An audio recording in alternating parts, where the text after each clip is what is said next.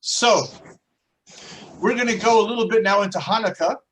I'm going to just move the light here. And also this idea of what Hanukkah is all about, the holiday. I'm going to just do a little bit of a background because I've got a lot of notes here.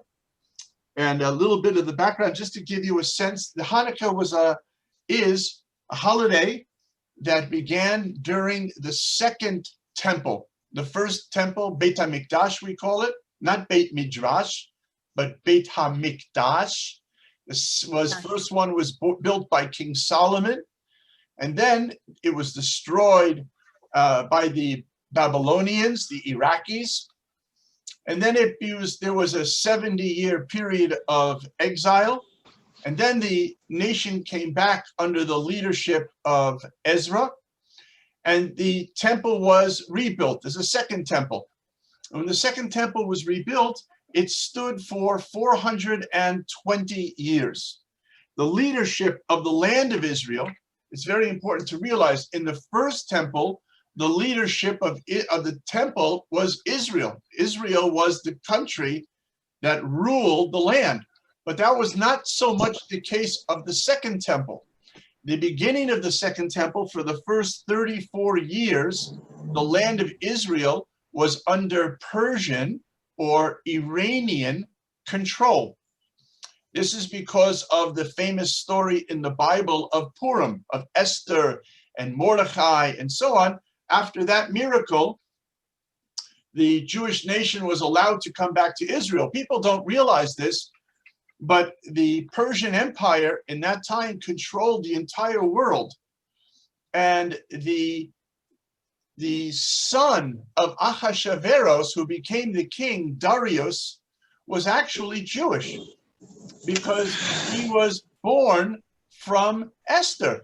And in Jewish law, one way to be Jewish is if your mother is Jewish. It doesn't really matter what the father is.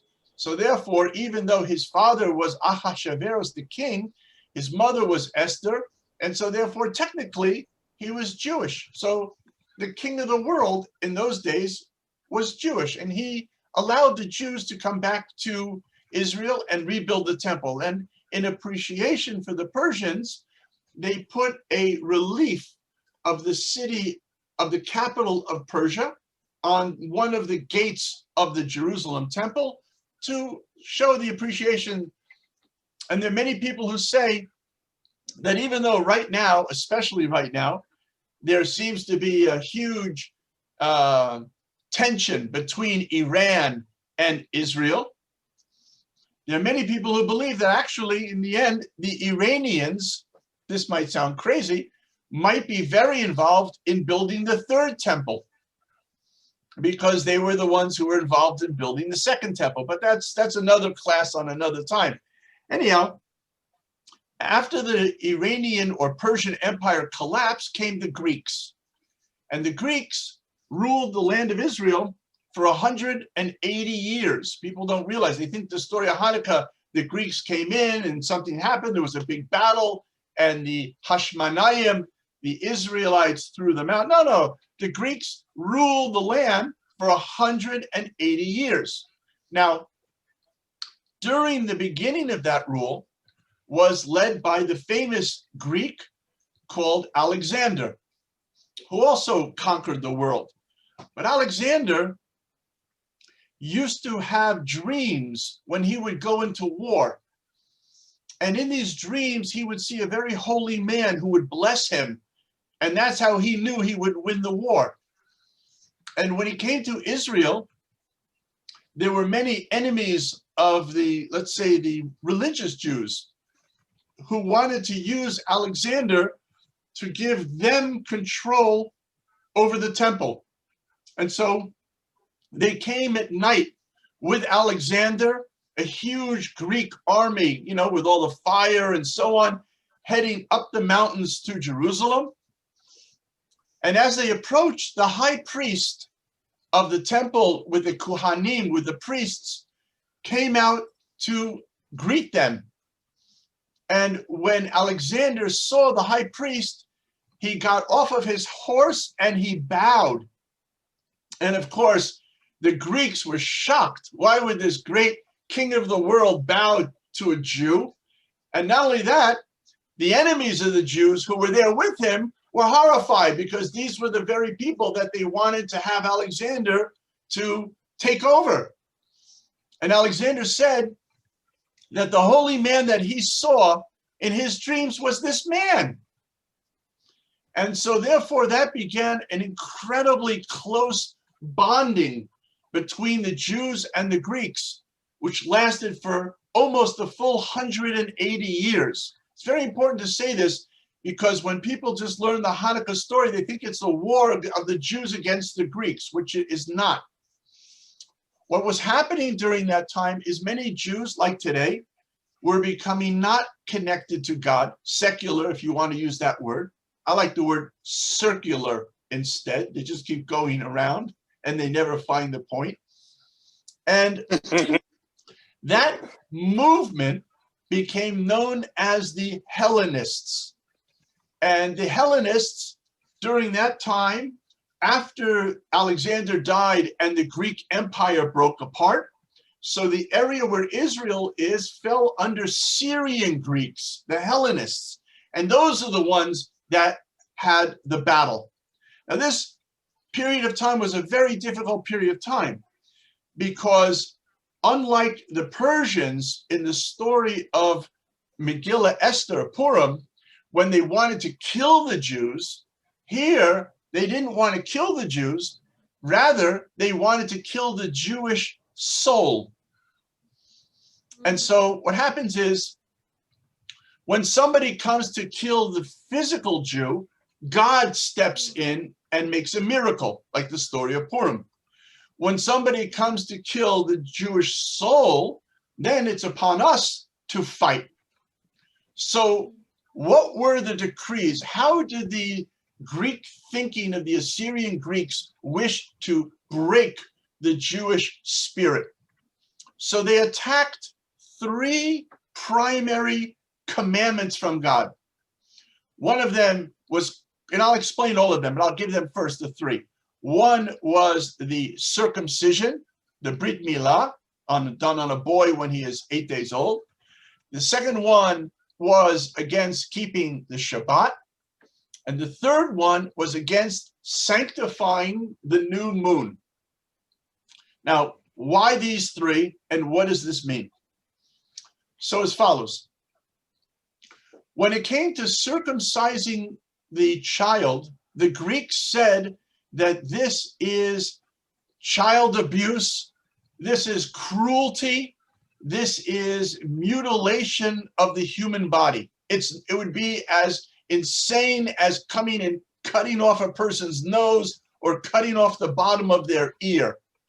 And they said that this is not the way of how you should treat a body. And we know that the Greeks were very into the naked body in terms of art, in terms of even the gladiators. The way that they fought was, except for the protection, they were naked, because they said that this is the body, this is what it is. And to cut the circumcision is to desecrate the body. The Jews said, no, that's not at all what's happening here. The Jews said that there's something called God. And as soon as you forget God, you have no purpose in living anymore. You've missed the boat. You're already dead. Even if you're still eating food, you're already dead. And God specifically wanted humans to be partnered with God. Like, for example, in the Bible, when it says, God says, let us create man, man meaning male and female, as we've said before in our classes, one approach was that God said this to Adam and Eve. He said, listen, Adam and Eve, I'm going to give you everything you need to be human, but I want you to partner with me and create man, create the higher human being. So therefore, God created the male body uncircumcised in order that man would participate in creation. And man, by performing the circumcision, would complete his body. He would be the one who would do the final touch that would perfect the body. The second thing was not to keep Shabbat. Now, the Assyrian Greeks said, listen, we understand that if a person works 7 days a week, at some point they're going to just collapse. You have to have a day off. You have to have a vacation. You need to rest. But you Jews, you get crazy about this because you have a law, which is, to the uneducated mind, sounds insane. I'll show you the law. If a person takes something like this little object and under certain circumstances on Shabbat carries it from inside his house to outside on the street. Now again, qualifying circumstances, but let's say they met all these qualifying circumstances, this person would be put to death by the Jewish court for violating Shabbat. And the Assyrian Greeks said, that is crazy. That is way, way over the top. That is religious fanaticism. Because try to, like, what is today? Today's Sunday, right? So when you have a chance after the class, go out and go and try to taste Sunday. Just take a little bite out of Sunday. And tomorrow on Monday, take a little bite out of Monday and see if it tastes different, right? See if you can taste the difference between a Sunday or a Monday or a Tuesday. I don't think you can. And then if you do the same on Saturday, on Shabbat, you also won't taste any different. So the Greeks said, all time is the same. We just make like these, categories of days so that we can function and we can exist. But you can't tell me that the taste of a Saturday or Shabbat is different than a Sunday or a Monday or a Tuesday. And the Jews said, no, that's not at all correct. There are actually two types of time. There is one type of time which is movement inside this world, action, construction, performance. God created the world in 6 days. And then there's another type of time. Actually, just yesterday, I saw the most beautiful thing. Somebody had said, Shabbat is the day that you stop running around so that your blessings can catch up to you. So Shabbat is a different energy. It doesn't come from the time of movement. It comes from inside, and therefore it's from a higher world that comes and lives for 27 hours in this world. It's a different world. In fact, Shabbat is the temple of time. Just like we have a temple in the physical world, just like we have a temple that was originally called a tabernacle, a mishkan, that built by Moses and Aaron and Bezalel, and then it became the first temple, and then became the second temple, and someday it will become the third temple. And the construction of that temple has 39 different forms of activity that were used to build it. The exact same 39 forms of activity are the laws of Shabbat. Because in the same way that you use these activities in order to be able to build in space, you on Shabbat build a temple made out of time. And that's why it's exactly the same idea, except it's the counterbalance. There is an idea in India, in Hodu, in the concept of Ekankar, and it teaches as follows. If I'm going to push my hand from here to here, so I ascribe a certain amount of energy that it will need, like we call in the muscle the ATP breakdown, which gives the movement of the arm. I have to give, let's say, X% of energy to get to here. Now, what happens if while I'm on the way there, something stops the hand here? What happens to the rest of this energy? Where did this go? There was energy enough to go from here to here, but it only got this far. What happened to this energy? So what happens is the energy continues, even though the physical body does not arrive. So the same idea on Shabbat. On Shabbat, the energy which during the week I would use to take a hammer and a nail and build a physical temple, I take the same energy, but by not putting it into the physical, I am now, in a sense, hammering a spiritual nail in building a temple in time. That's Shabbat. The third thing that the Assyrian Greeks could not live with, and that was called the sanctification of the new moon, right? You guys, me, we all, everybody loves the stars. There's nothing more beautiful than at nighttime when you see the stars light up. And even if you live like I do in a city area where the only thing I can maybe see is Jupiter or Mars and for sure the moon. So we all have, I'm sure you have this as well, these really cool apps on your phone. Here we go, called, let's see, think here. Oh, here we go. Right, these are called star maps. And it works on maps. Yeah, it works on GPS. So what's happening right now is it's showing me above my roof right now what planets there are. And as I move it around into different positions, I have different, and so even if I can't see with my own eyes, I can see with this as an eye, and I can see the stars, even if I can't actually, because it's cloudy, see the stars. But really, what does that say about? I can move a star? Are you serious? Try to move a star. Try to move anything in the sky. We're just little people. How are we going to move the stars? Can't. And the stars, the zodiac, the planet, even the moon, we know it's moving our oceans. The tides are created by the moon. And all of these planets affect us in terms of who we are and our personalities. And people who don't understand God say that this is our destiny. This is our fate. What can I do? I am born under this astrological sign. It influences me. And Abraham says to God, when God says your children will inherit this land, Abraham says, look at the stars.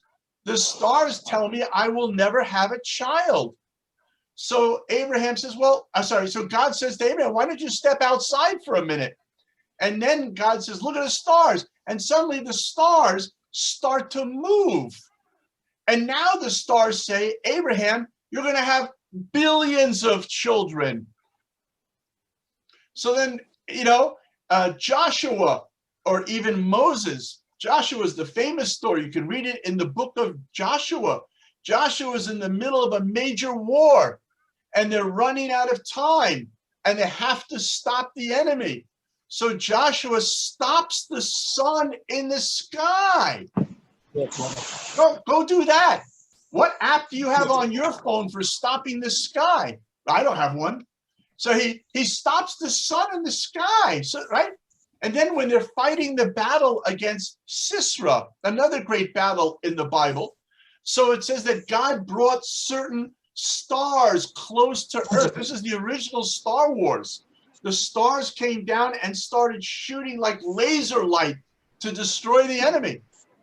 So now all of a sudden, if you realize that you are more important to God than all of the planets and the stars, then if you become a holy person, you can actually influence the stars.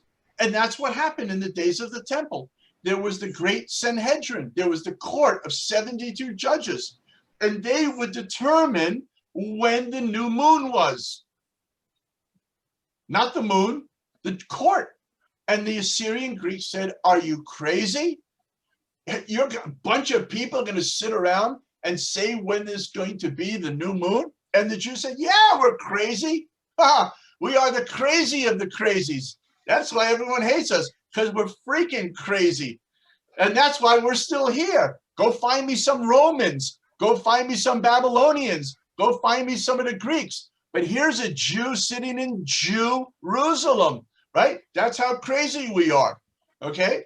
So if you realize that God loves crazy, then the planets don't matter to God. Watch.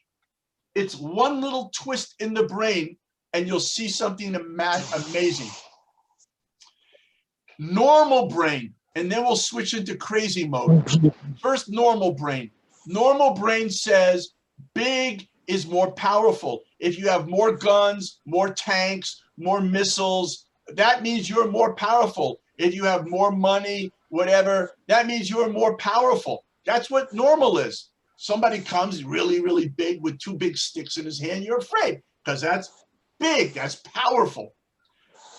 But if you're God, so then big and small have no meaning.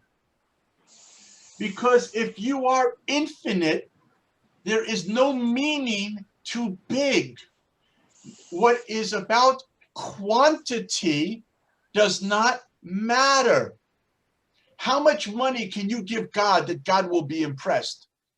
It's not an important issue. However, if you are infinite, now we switch to crazy. If you are infinite, what is important is quality, not quantity, but quality. And what is the difference between those two? The difference is that as far as God is concerned, everything in the universe is like a robot. It's a machine. It's all working in a order, a natural order of science. So that's boring. There's only one thing in the universe which does not work according to, and that is the human mind. Because God blessed the human mind with free will. So therefore, the human mind and the human soul is the apple of God's eye. It is the most important thing. I'll give you an example. You have a king, a very powerful king, and he has very powerful generals who are commanding huge armies all over the world. But then the king has one son who's not a powerful general, but the king loves the son. So this little boy who has no armies, he's not a general, but whatever he asks, the king will do for him, even over the generals. That's who you are. You are that child that God loves. So if you connect into that love, then you can have the power to even alter the laws of nature. Because who wrote the laws of nature if not God? It's not nature versus God. Nature is just an expression that God made in this world through the Hebrew name Elohim. But that's still God.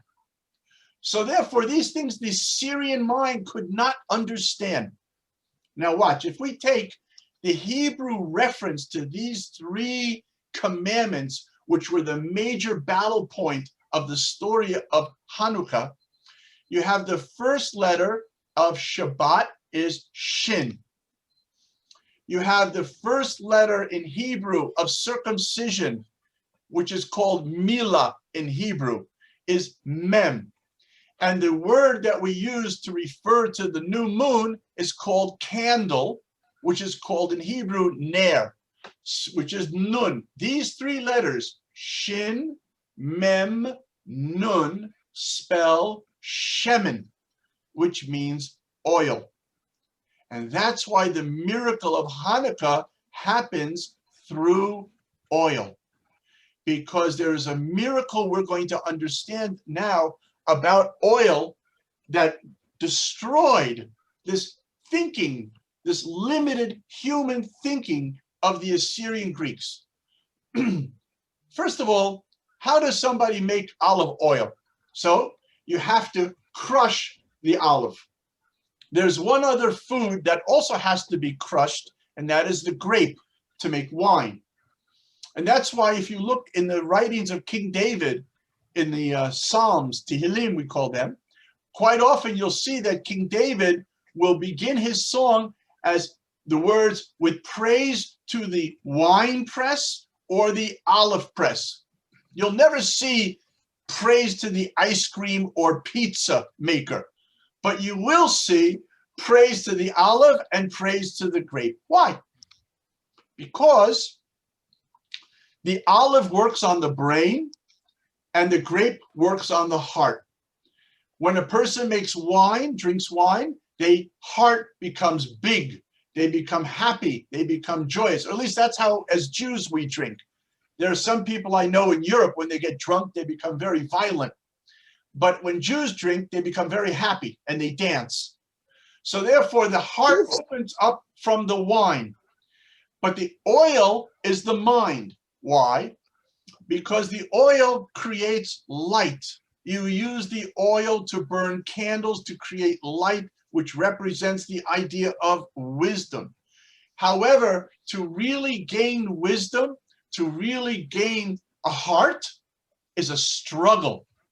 You have to work for it. It will not be easy. And therefore, that's the symbolism of the crushing. And certainly Jews as well as Igbo know very well from our history that there's been a lot of olive oil and a lot of wine, and even Chinese history for that matter, Nanjing. There's been a lot of history of crushing.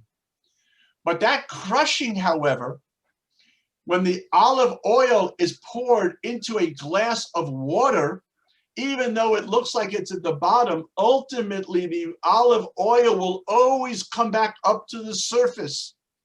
So that if a person is attached or a people are attached to God, no matter how much other forces come and crush them, it's only going to be a question of a process of time until ultimately it will rise back up. That is the power of the olive oil.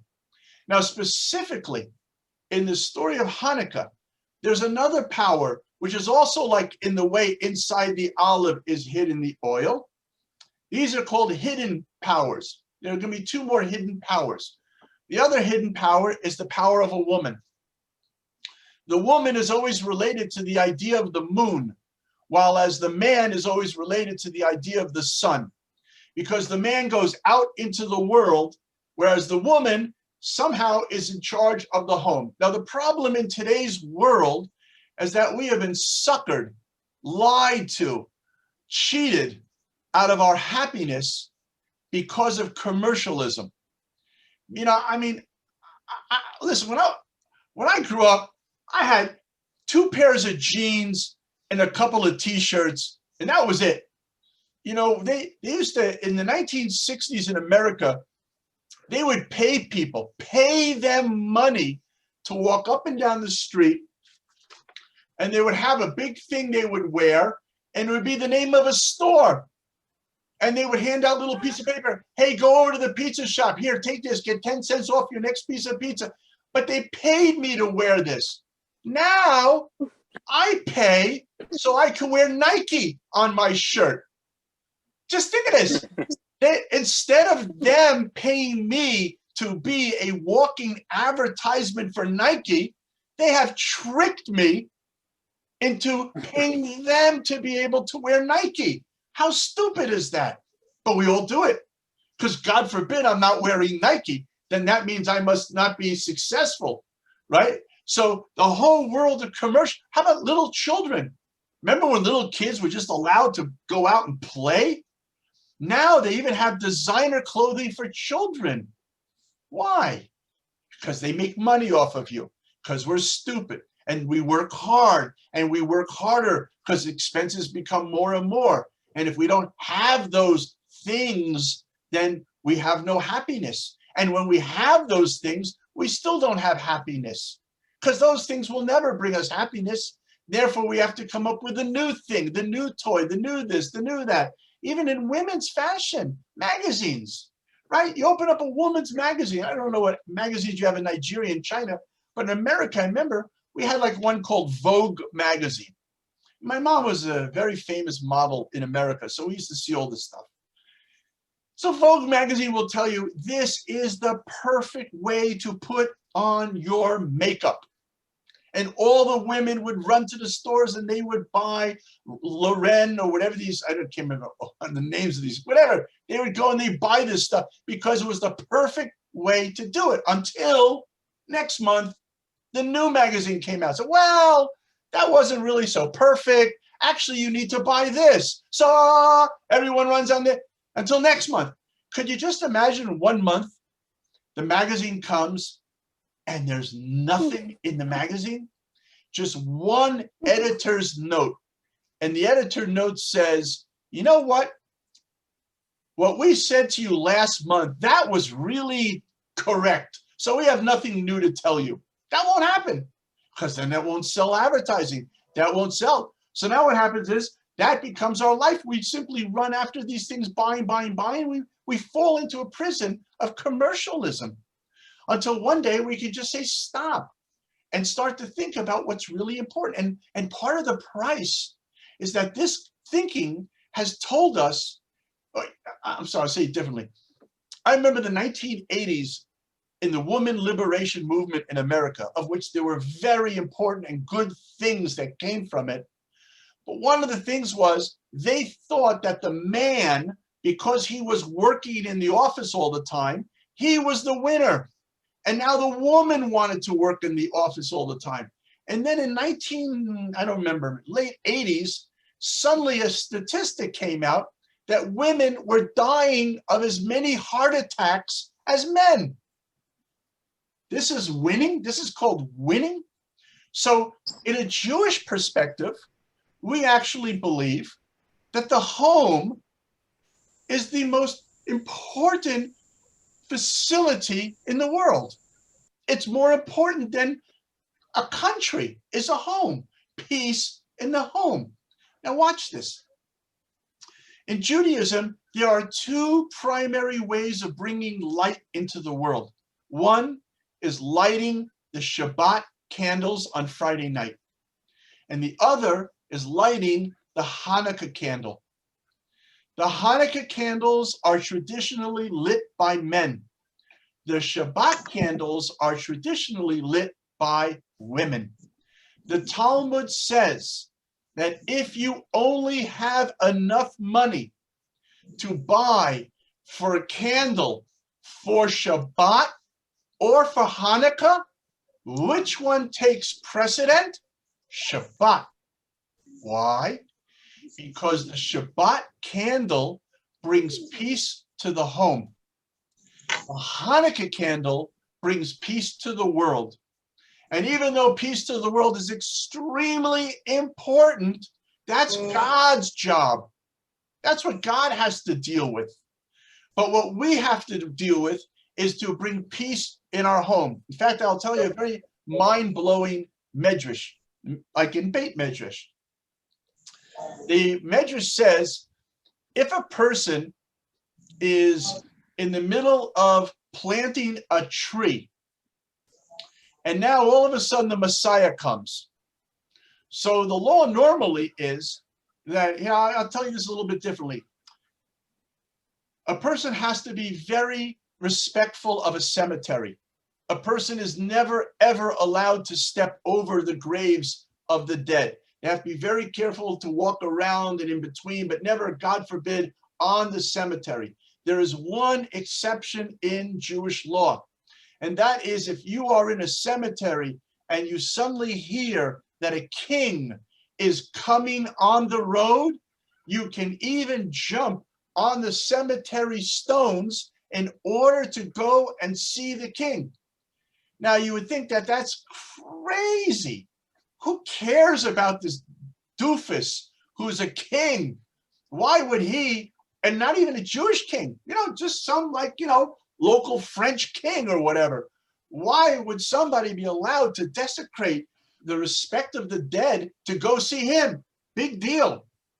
And the answer is because if you are alive in the generation when the Messiah comes, they want you to see what the honor was given to mortal kings, because when you see what the Messiah's parade will be, not only with tremendous army and people, but with angels flying visible to the eyes, then you'll realize how ridiculous that other person was. And only God's king is something that's really enormous. So here you have Messiah coming, angels flying in the air, and people and even animals dancing all around. I mean, something like out of Disneyland. If Steven Spielberg and Disneyland get together and they make this movie, okay? So now let's come back to our medrash. You're in the middle of planting a tree. A tree. It can't wait an hour. And you hear the shofar blowing, and the Messiah is coming down Jaffa Street in Jerusalem. So the Medrash says, do not stop planting the tree. Finish planting the tree first, and then go see Messiah. Why? It's the same idea. Because you are a tree. God created you. You, me, we have to do what we were created to do. And the idea of Messiah, Tikkun Olam, rectification of the world, that's wonderful stuff. But that's God's business. You have got to do what you do. So therefore, Shabbat candle or a Hanukkah candle, hopefully it shouldn't be a choice, but if it was a choice, Shabbat takes precedent. Woman takes precedent. Woman creates life in the world. Woman has greater knowledge on the level we call Bina than man. Woman's energy is what will heal the entire world. And thus the Hanukkah story began with woman. Because since Greek were all about male, alpha dogs, macho, as they say in Spanish. So since the Greeks were all about that, they looked at woman like animal, like a dog, something just there for your physical pleasure. So therefore, the Greeks passed a law that every Jewish woman who was about to be married had to sleep with the Greek governor before she could be with her husband. Disgusting. But that was the law. And so now it was one of the holiest women in the Jewish nation at the time called Yehudit. She was the daughter of the high priest, and she was engaged to get married. And of course, they brought her to sleep first with the governor. And so she played a trick. She acted like she was very interested in sleeping with him. And she made a huge hot milk cheese meal because she knew that that makes somebody sleepy. And he fell asleep before they could be together. And she cut off his head, and she ran through the streets of Jerusalem holding his head in her hands. And when the Greeks saw their governor's head in their hands, they went into panic. And that was the moment that the Hashmonaim, the Maccabees, began the war. And so the whole success of the victory of the Hanukkah story is attributed to women because of this heroic deed that Yehudit did when she came out and brought that forward. Here's one more idea, because I know it's getting a little late here, even though, you know me, I could do another 8 hours and not even take one breath. So here's an amazing story. So what happened? Let's come back to the Hanukkah story. So the Assyrian Greeks had taken over the temple, and they made it unholy in many ways, which we don't really need to go in. But now that the Maccabee, the Jewish priests, the Kohanim, had recaptured the temple, they needed to purify the temple. Now, the problem was that the menorah, which we use as the representation of Hanukkah, the Chanukiah, was impure. And before it would be able to make pure oil to use, was going to be a process of 8 days. And a miracle happened. They found buried in the ground a little jar that had the seal of the high priest on it. They took out this jar, and there was enough oil to burn for 1 day. So we're going to break this down a little bit, but let's watch this, and now we'll understand part of the miracle of Hanukkah. They put the oil in the menorah, they put it all in, and they said better at least 1 day, and it burned, and it burned, and it burned for 8 days until the new supply arrived. And that's why Hanukkah is 8 days. Now, here's the question. Why are all 8 days of Hanukkah holy? Really, day number 2, 3, 4 to 8, that should be holy. But what was the miracle on the first day? There was no miracle on the first day. They had enough oil to burn on the first day. So, okay, fine. So start the holiday from the second day. What was the miracle on the first day? So one answer that is given is actually they did not put all the oil in on one day. They said better a little, a little, a little.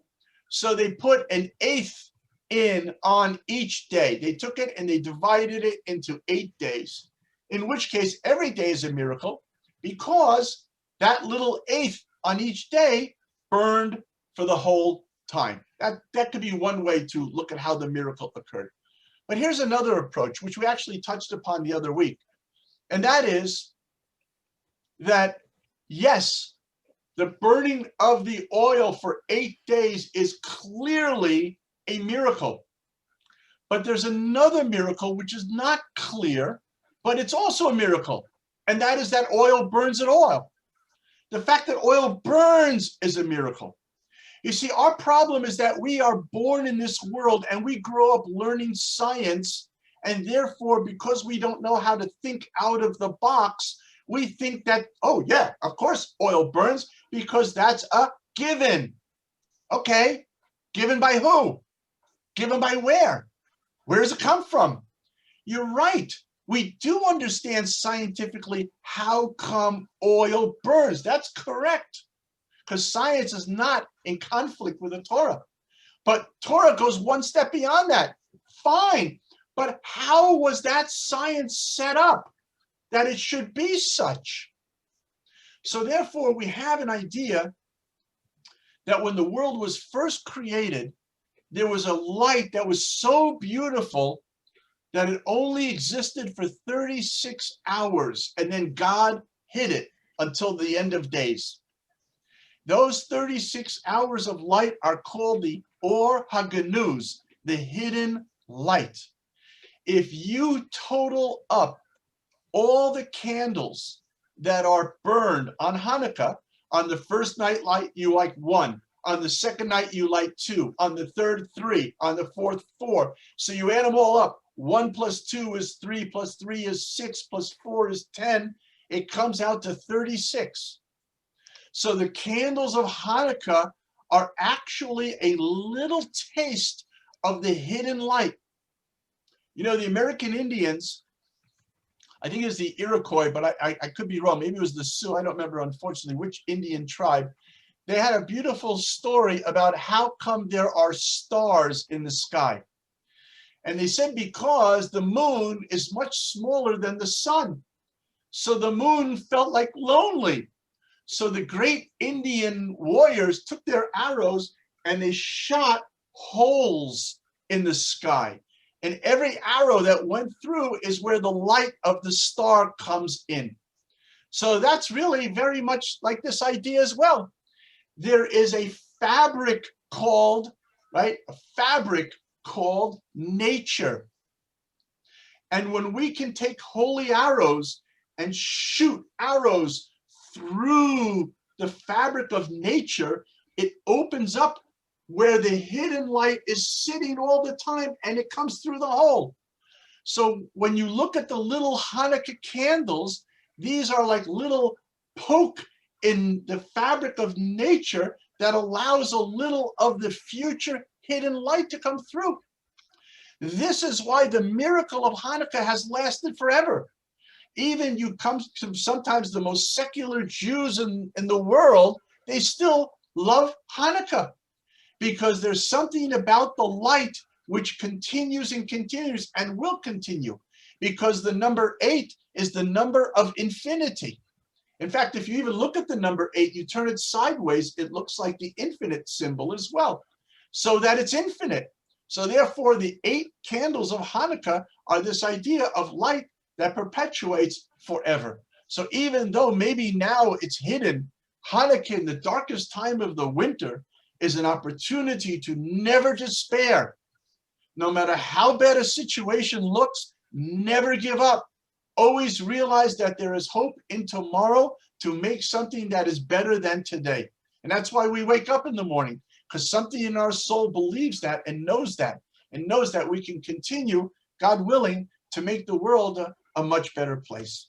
So thank you very much once again. I really look forward to being with you. I mean, Dot I've met many times, but I feel like my Igloo brothers and sisters. I don't even know you. Someday I'll actually see you and say, wow, you're not flat. You really are like have a whole body, because I only see you flat all the time on the screen. But it's true. Anyhow, I hope the call goes well with Anya.